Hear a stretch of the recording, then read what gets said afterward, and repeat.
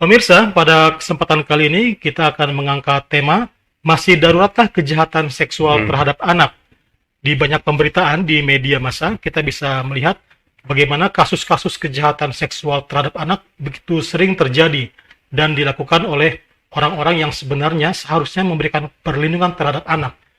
Nah, untuk membahas hal ini di studio telah hadir pakar psikologi forensik dan juga sosok yang telah malang melintang di isu perlindungan anak, yaitu Mas Reza Indragiri Amril. Kita sapa dulu Mas Rezanya. Assalamualaikum Mas Reza. Waalaikumsalam warahmatullahi Bagaimana wabarakatuh. kabarnya? Alhamdulillah baik, Mas.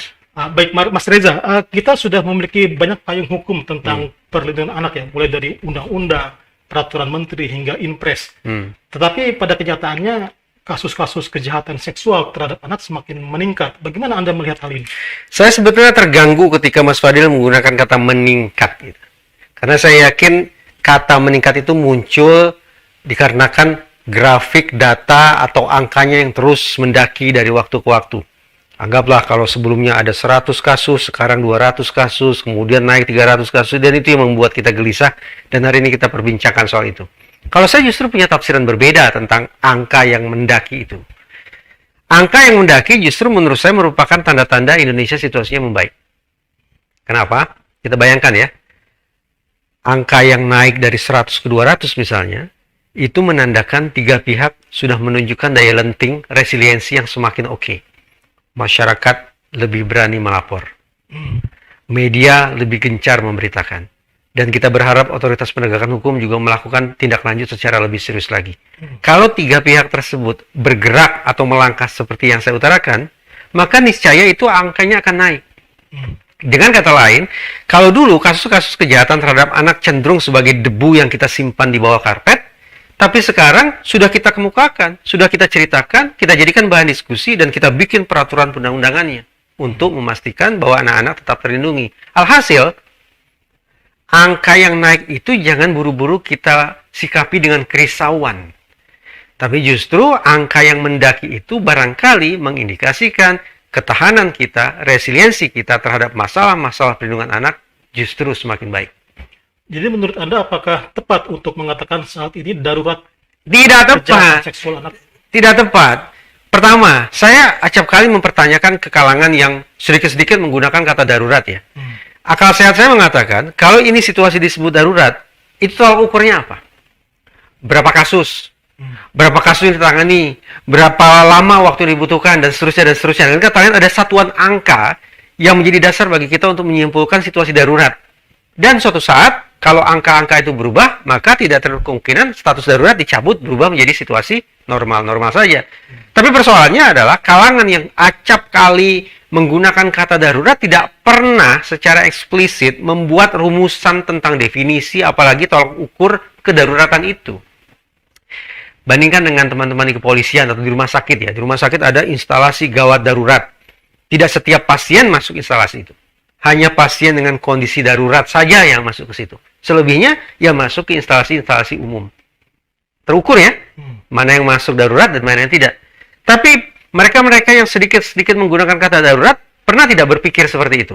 Bahwa harus ada rumusan yang jelas. Faktanya tidak. Tapi kita lihat di media pemberitaan-pemberitaan tentang Ya kita harus luruskan. Kita harus luruskan. Dengan kata lain, mari kita gunakan kata darurat itu secara lebih hati-hati. Secara lebih terukur. Agar kita tidak habis stamina pada fase panik. Begitu ada tokoh yang menggunakan kata darurat, masyarakat langsung gempar, panik luar biasa, tapi tidak cukup punya stamina untuk mengikuti kelanjutan kisah atau kasusnya. Karena itu saya terus terang, menggunakan kata darurat menurut saya tidak lagi bermanfaat. Kata yang semestinya digunakan secara selektif itu, faktanya justru digunakan secara serampangan. Tidak terukur, alhasil kerja-kerja kita, kebijakan-kebijakan kita, juga tidak secara definitif bisa memastikan situasi darurat akan berubah menjadi situasi non-darurat. Bagaimana Anda melihat upaya penyelenggaraan perlindungan anak dari masa kepemimpinan saat ini dengan sebelumnya? Saya punya cara untuk membaca arah perlindungan anak Indonesia ya. Bacaan saya terutama sekali adalah Undang-Undang Perlindungan Anak itu sendiri. Mari kita lihat bahwa sejak diluncurkan pada tahun semasa Ibu Megawati sebagai presiden seingat saya. Undang-Undang Perlindungan Anak diluncurkan sampai hari ini sudah 3 kali direvisi. Sudah 2 kali direvisi. Jadi ada 3 versi undang-undang ya, versi induknya, kemudian versi revisi pertama, dan versi revisi kedua. Kalau kita cermati Mas Fadil, bobot terbesar dalam revisi itu, tak lain tak bukan adalah pasal-pasal terkait pemidanaan. Dengan kata lain, kita bisa tafsirkan bahwa revisi berulang kali terhadap Undang-Undang Perlindungan Anak dilatar belakangi oleh situasi karut-marut terkait dengan penegakan hukum. Seolah-olah berbagai macam inisiatif tidak lagi cukup ampuh untuk menghentikan kejahatan terhadap anak. Seolah-olah hanya polisilah yang harus diberikan instrumen sangat kuat, sangat keras lewat hukuman-hukuman itu, sanksi-sanksi pidana. Itulah yang diyakini akan bisa membuat Indonesia menjadi lebih aman dan layak huni oleh anak-anaknya. Nah, itu bacaan saya. Jadi, secara langsung ataupun tidak langsung, eksplisit maupun implisit, para pembuat undang-undang memotret Indonesia dari waktu ke waktu semakin berbahaya.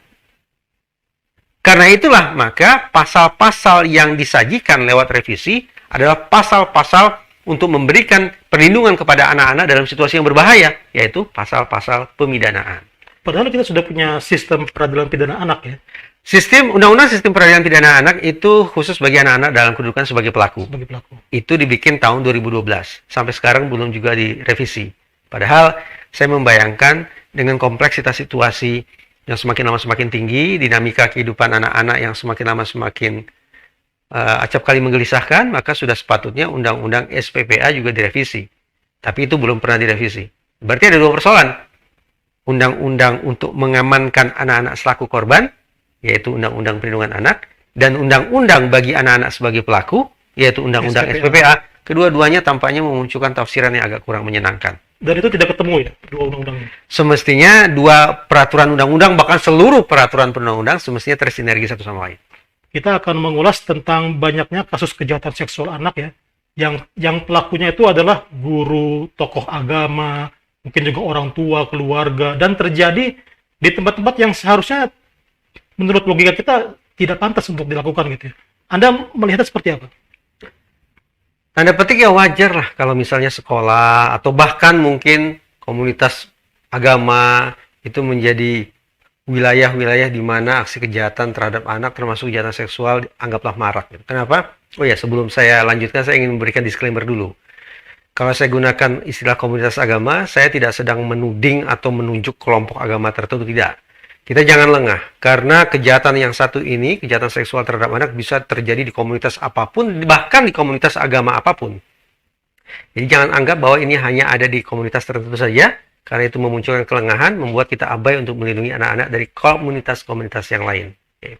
Selanjut, pertanyaannya, apa gerangan penyebab sekolah dan komunitas agama misalnya menjadi wilayah yang dianggap subur bagi kejahatan seksual terhadap anak? Karena di lingkungan-lingkungan semacam itulah relatif berlaku salah satu teori yang menjelaskan tentang kejahatan seksual, yaitu teori relasi kuasa. Ada pihak yang menguasai, ada pihak yang dikuasai. Ada pihak yang dominan, ada pihak yang submisif. Ada pihak yang mengatur, ada pihak yang diatur. Ada pihak yang superior, ada pihak yang inferior. Ada pihak yang menguasai, dan ada pihak yang dikuasai. Siapa gerangan mereka? Ya kalau di sekolah kita bayangkan bahwa pihak yang menguasai adalah guru, kakak kelas. Yang dikuasai murid, adik kelas. Begitu juga barangkali di kelompok-kelompok agama yang menguasai siapa? Pemukanya, pimpinannya, gurunya. Yang dikuasai pengikutnya. Nah, dengan relasi yang timpang macam itulah, maka kita bisa bayangkan pihak yang menguasai bisa saja kemudian memperlakukan pihak yang dikuasai secara semena-mena, termasuk kesemena-menaannya berupa kejahatan seksual. Itu penjelasan, Mas. Jadi apa yang harus dibenahi dari masalah ini? Nah, karena penjelasan saya teoritis, maka solusinya juga teoritis. Bahwa untuk mengatasi atau menekan kemungkinan terjadinya kejahatan-kejahatan di lingkungan semacam itu, pihak-pihak yang nirdaya, pihak-pihak yang nirkuasa, pihak-pihak yang lemah atau yang dikuasai itu harus kita angkat posisinya. Sehingga mereka menjadi lebih punya kuasa, punya keberdayaan untuk menyikapi situasi secara lebih baik lagi. Dan si pihak yang menguasai juga akan berpikir ulang sebelum melancarkan aksi kejahatan mereka, melancarkan viktimisasi terhadap pihak-pihak yang sebelumnya mereka anggap bisa dikuasai. Bagaimana caranya supaya Contohnya, yang paling populer memang orang mengatakan perlunya pendidikan, misalnya pendidikan seks bagi anak. Istilah ini dianggap terlalu sensitif, ya, sehingga digunakan istilah lain, pendidikan integritas tubuh bagi anak. Ada juga menggunakan sebutan pendidikan pubertas bagi anak. Ada juga menggunakan istilah pendidikan pradewasa bagi anak. Menurut saya istilahnya semua sebutannya bagus, tapi intinya adalah membuat anak radarnya menyala bahwa tubuh mereka merupakan aset, merupakan properti pemberian Allah Subhanahu wa taala yang harus dijaga kemuliaannya. Alhasil, siapapun yang melakukan intervensi terhadap tubuhku, baik lewat sentuhan, lewat pandangan, lewat candaan, itu harus dianggap sebagai calon predator. Atau bahkan mungkin sudah dianggap sebagai predator. Karena radarnya cepat menyala, maka diharapkan anak-anak akan bisa mengambil langkah yang diperlukan untuk mencegah agar aksi susulan dari si pelaku bisa dicegah, bisa ditangkal secepat-cepatnya. Itu yang paling populer, pendidikan untuk pencegahan. Tapi Mas, seolah negara kita ini tiada hari tanpa kejahatan terhadap anak. Seolah tiada hari tanpa perkosaan. Alhasil terpikir oleh saya, kalau situasinya memang separah itu, barangkali kita perlu secara bijak sekaligus secara realistis memberikan materi pendidikan baru bagi anak-anak kita. Bukan lagi tentang pendidikan pencegahan semata, tapi pokok pendidikannya adalah, pokok kurikulumnya adalah apa yang harus anak-anak lakukan ketika mereka menjadi korban ruda paksa. Memang akhirnya pertanyaannya jadi ekstrim, ya. Berarti membayangkan anak-anak diperkosa. Saya tidak berharap demikian. Nauzubillah min zalik. Jangan sampai anak-anak kita mengalami nasib yang segetir itu. Tapi kalau memang tidak bisa kita pungkiri, pemberitaan saban hari bercerita tentang anak demi anak yang mengalami kemalangan akibat perkosaan, maka kita harus berikan pembekalan kepada mereka agar seandainya mereka menjadi korban, mereka tahu apa yang harus mereka lakukan. Pendidikan ini sangat penting. Apa yang kira-kira bisa dilakukan oleh korban? Baik. Apakah ketika dia diperkosa, pakaiannya harus tetap melekat? Atau Nah, bagaimana? begini. Berarti kita mulai kondisi manusiawi dulu, ya. Kondisi manusiawinya begini.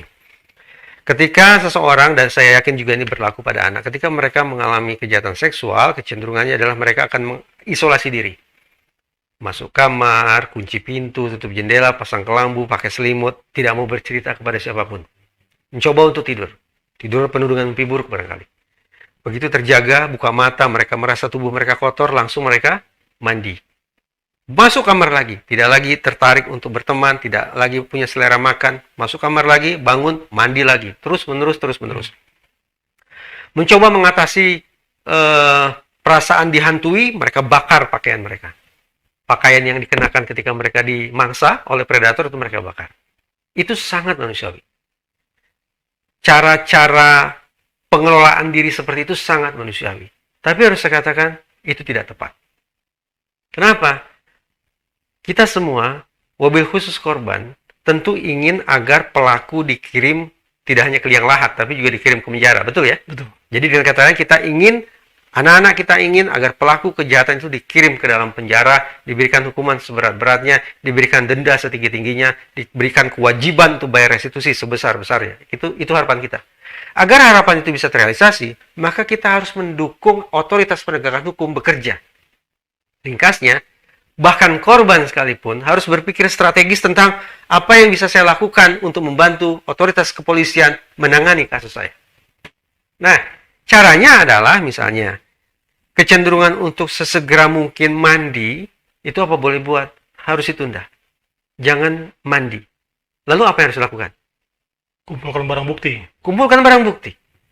Jangan mandi agar, maaf, entah itu cairan, lendir, atau sisa kulit si pelaku tersisa di tubuh korban. Jadi ketika korban datang ke rumah sakit, di visum, ditemukanlah cairan itu. Ditemukanlah kulit si pelaku. Dan itu menjadi barang bukti. Demikian pula, baju. Jangan buru-buru dibakar, tapi disimpan. Bahkan kalau perlu, sesaat setelah mengalami nasib naas itu, langsung segera melapor ke polisi. Jangan tunda-tunda lagi. Kalau ditunda, ingatan menghilang. Barang bukti lenyap. Saksi-saksi yang ada juga entah kemana, karena mereka mungkin pilih untuk menyelamatkan diri atau pilih untuk tutup mulut, dan seterusnya. Alhasil, ini pendidikan penting. Ringkasnya, sekali lagi, kalaulah anak-anak kita mengalami nasib naas seperti itu, anak-anak kita tahu kemana mereka harus pergi, apa yang harus mereka lakukan untuk memastikan bahwa otoritas penegakan hukum bisa memproses kasus mereka. Kalau untuk nomor darurat yang sudah ada, apakah cukup populer untuk dihubungi? Ya, saya tanya balik Mas Fadil. Mas Fadil ingat tidak nomor telepon darurat kita berapa? 911. Ini kebanyakan nonton film Hollywood kali ya. 911 itu kan di luar negeri, Mas. Di Amerika. Di Indonesia berapa? 11.2 kalau nggak salah ya. Oh, nggak salah lagi. Udah jelas ini nomor telepon darurat kok pakai kalau tidak salah. Mas Fadil saja yang sudah dewasa lupa atau mungkin tidak begitu tahu nomor telepon darurat, apalagi anak-anak. Nah, ini mengingatkan kita. Memang akhirnya suka tidak suka, kita memandang anak-anak sebagai kelompok rentan menjadi korban. Beresiko tinggi untuk mengalami viktimisasi. Mereka punya kelemahan yang multidimensional memang. Secara fisik, mereka tidak bisa lah bertarung frontal dengan pelaku kejahatan. Karena secara fisik mereka lebih lemah. Secara psikis, anak-anak juga punya sugestibilitas tinggi. Kalau anak-anak sudah punya sugestibilitas yang tinggi, berarti mereka gampang dikuasai secara psikis.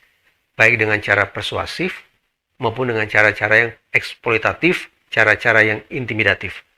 Demikian pula secara sosial, terbukti bahwa nomor telepon darurat, jangankan anak kita sendiri tidak tahu nomor telepon darurat itu berapa. Ini kan kendala sosial, Mas. Berarti anak-anak kita tidak tahu kemana mereka harus cari pertolongan. Masyarakat juga tidak sedikit yang menganggap kalau anak menangis, salah biar aja nanti juga berhenti sendiri. Begitu kan?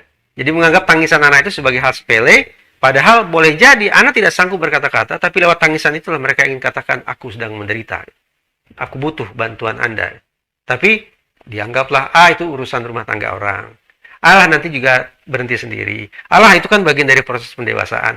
Keterlambatan masyarakat memberikan bantuan kepada anak juga merupakan salah satu faktor sosial yang menghambat anak-anak bisa terlindungi, bisa terjaga. Mas Reza, untuk efek jera kita sudah diatur oleh undang-undang. Anda melihatnya seperti apa? Kalau masyarakat seringkali bicara tentang efek jera, berharap agar pelaku dihukum seberat-beratnya gitu. Dengan harapan apa? Ada efek jera langsung, yaitu agar si pelaku tidak mengulangi perbuatannya. Dan juga agar ada efek jera tidak langsung, agar masyarakat kita ini tidak meniru perbuatan jahat serupa. Jadi masyarakat ingin agar seluruh peraturan perundang-undangan yang memuat ketentuan pidana memberikan ancaman pidana seberat-beratnya, karena itulah kunci bagi munculnya efek jera. Tapi kalau lewat riset, ternyata tidak seperti itu. Riset menyimpulkan bahwa kunci bagi munculnya efek jera bukan pada pemberatan sanksi, tapi pada kecepatan dan keajegan hukum. Kecepatan dan keajegan penanganan. Itu dua kata kuncinya bagi munculnya efek jera. Nah, sekarang kita coba tinjau ya, realitasnya ya. Hari ini, kalau kita bicara tentang kecepatan penegakan hukum misalnya, ada anggapan, ya viralkan dulu. Jadi ketika sebuah kejadian viral, beritanya kemana-mana, merayap-rayap dari satu ponsel ke ponsel yang lain, menjalar-jalar dari satu Twitter ke Twitter yang lain, menjadi buah bibir dari satu daerah ke daerah yang lain, maka otoritas penegakan hukum diyakini akan bekerja lebih cepat. Ringkasnya, untuk memunculkan efek jera lewat kecepatan, kita bisa melakukan rekayasa sosial. Jadi yang bisa mempengaruhi cepat lambatnya kerja penegakan hukum bukan hanya presiden, tapi masyarakat juga bisa. Dengan cukup efektif ya. Cukup efektif. Yang viral di ini. Sebenarnya cukup efektif. Itu yang saya katakan sebagai rekayasa sosial yang bisa masyarakat lakukan. Tapi jadi PR adalah dari sisi keajegan.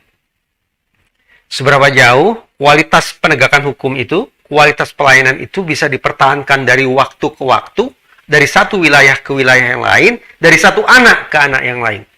Jadi cepat saja tidak cukup, tapi juga harus ajak. Kecepatan dan keajegan ketika berhasil dikombinasikan, berhasil direalisasikan, inilah yang akan mengirim pesan ke pelaku maupun calon pelaku bahwa ternyata otoritas selalu hadir. Negara selalu hadir. Bukan angin-anginan hadirnya. Nah, kalau kemudian kecepatan dan keajegan ini sudah terrealisasi, maka masuk akal, Mas. Anak-anak kita akan lebih terlindungi karena efek jeranya juga bekerja secara optimal. Tapi, harus kita akui lah ya, ini rahasia umum. Bahwa acap kali berbagai macam peraturan itu indah di atas kertas ya. tapi kemudian menjadi macan kertas. Dia hitung-hitungan di atas kertas oke, tapi macan kertas karena kemudian sulit untuk diimplementasikan. Terutama sekali dari sisi keajegan.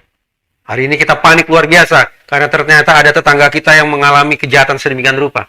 Tapi kita tidak cukup punya keajegan dalam kurung, punya stamina untuk mengikuti perkembangan kasusnya.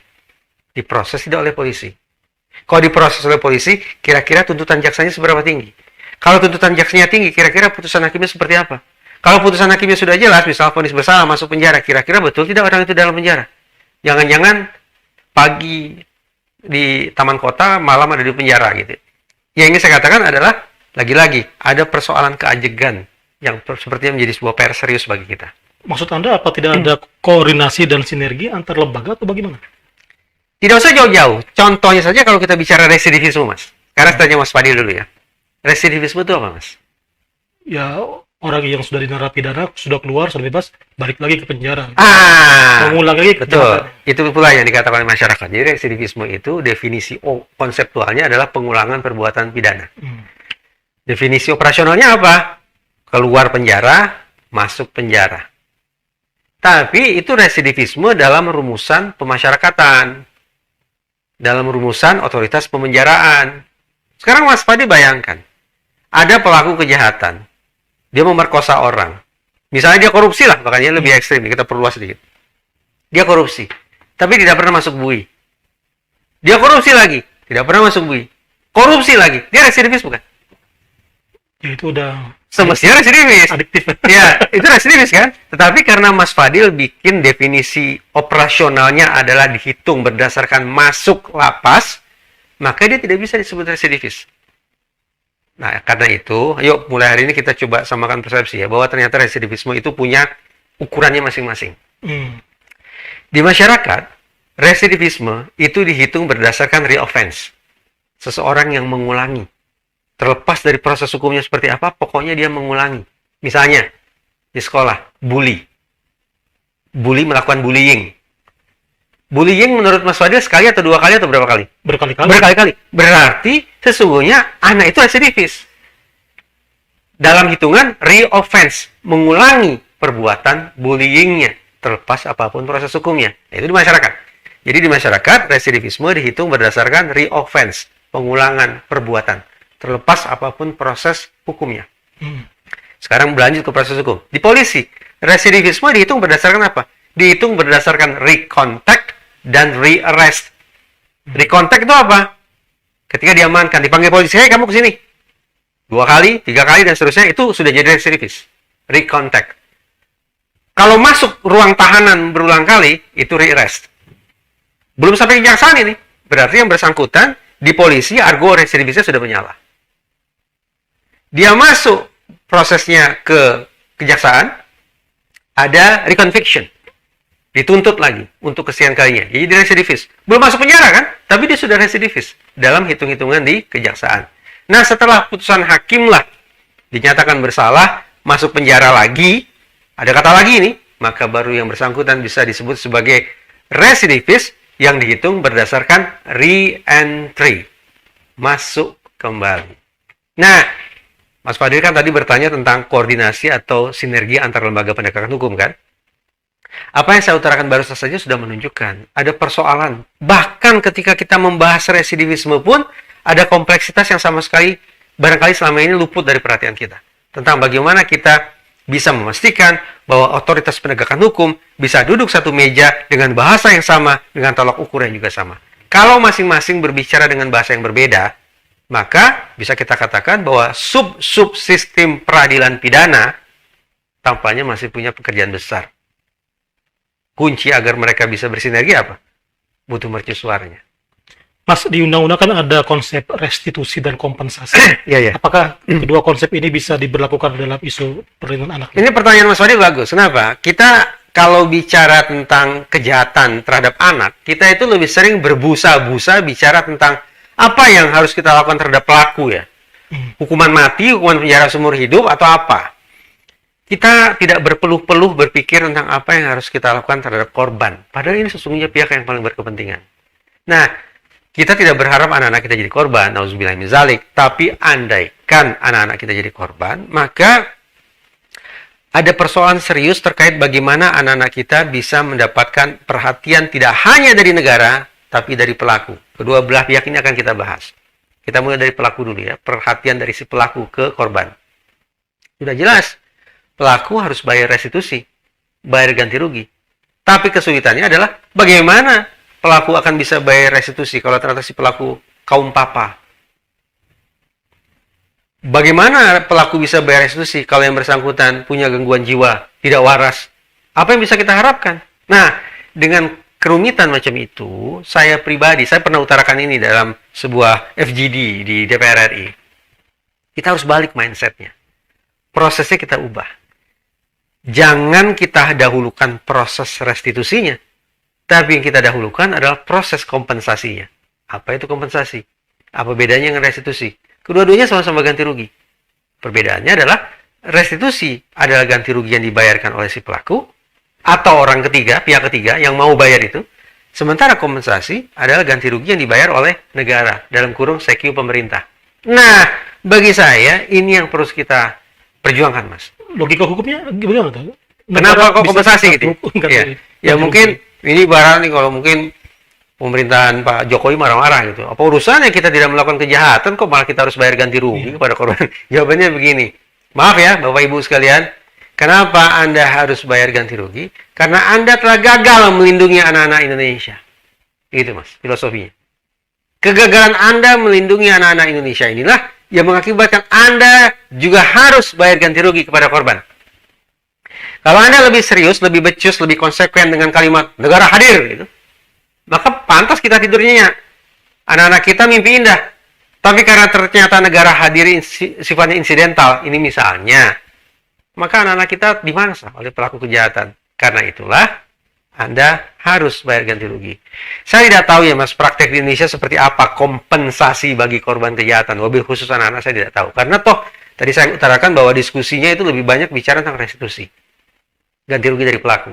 Tapi ambil contoh di beberapa negara lain yang harus saya katakan lebih maju, mereka sudah punya namanya Child Fund. Anggaran yang dialokasikan khusus sebagai ganti rugi bagi anak-anak yang jadi korban. Tafsiran negatifnya, berarti secara tidak langsung negara mengakui mereka gagal melindungi anak-anak. Ya, tafsiran negatifnya begitu. Tapi tafsiran positifnya adalah negara cukup rendah hati, cukup mawas diri untuk mengakui kelemahan ini harus ditutupi dengan adanya ganti rugi. Harus ada kompensasi. Kalau negara tidak ingin punya child fund, punya dompet khusus itu, pastikan negara bekerja lebih keras lagi. Itu tafsiran positifnya. Baik, Mas Reza, ini kita sudah di penghujung acara. Mungkin ada konklusi yang ingin disampaikan kepada masyarakat. Konklusi saya agak menyimpang jauh dari obrolan kita. Saya mengajak kita semua untuk kembali pada persepsi yang sama, bahwa bicara tentang perlindungan anak, titik hulunya semestinya adanya di keluarga. Ayah, bunda, kakek, adik, kakek, nenek, paman, bibi, lingkup keluarga. Dengan dasar pemikiran semacam itu, saya sungguh-sungguh berharap bahwa pemerintah akan mengubah salah satu kementeriannya. Kalau selama ini kita ketahui ada Kementerian Pemberdayaan Perempuan dan Perlindungan Anak, menurut saya harus direvisi. Dalam cermatan saya yang terbatas ini, tempo-tempo, bahkan cukup sering saya melihat bahwa isu atau kepentingan perempuan itu bertabrakan dengan isu atau kepentingan anak. Sikap saya tidak bisa diganggu-gugat. Ketika terjadi benturan kepentingan, benturan isu, benturan hak antara anak dengan bukan anak, maka yang harus diprioritaskan adalah isu, kepentingan, dan hak anak. Itu harga mati, tidak bisa dikompromikan. Nah, karena itulah saya memandang sangat tepat kalau diubah mindsetnya, diubah programnya, diubah orientasinya, diubah penamaannya. Bukan lagi Kementerian Pemberdayaan Perempuan dan Perlindungan Anak, tapi Kementerian Keluarga dan Anak.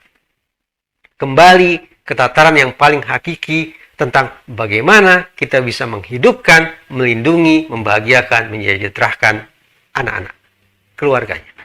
Luar biasa, Mas Reza. Tidak terasa sudah 30 menit ya, saya menemani Mas Reza untuk membincangkan tentang isu perlindungan anak. tetap bersama kami di channel televisi ataupun di channel YouTube. Assalamualaikum warahmatullahi wabarakatuh. Waalaikumsalam warahmatullahi wabarakatuh.